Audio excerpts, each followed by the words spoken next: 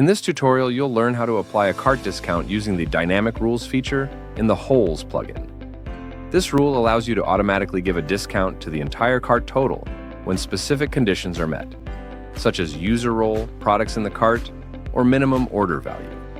From your WordPress dashboard, go to Wholesale, Settings, then click on Dynamic Rules from the left-hand menu.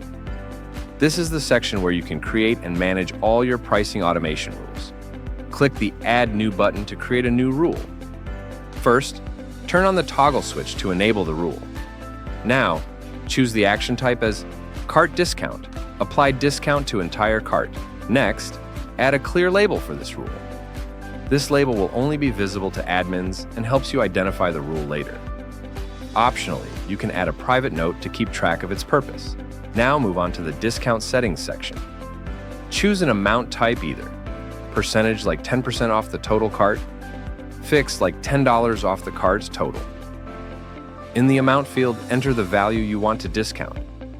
For example, if you choose percentage and enter 10, it will deduct 10% from the total. Under product conditions, you can define which products must be in the cart for the discount to apply. Choose between options like any products, specific products, all products of given category. For example, you might want to apply the discount only when a specific product like modern chair is in the cart.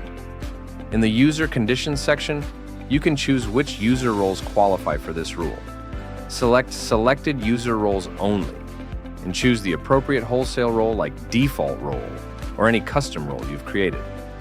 You can also refine the rule using customer history conditions, such as minimum order count, minimum amount spent, days since last order, or use common conditions to apply the rule based on cart subtotal, for example, at least $150, cart total quantity, cart item count, checkout shipping country.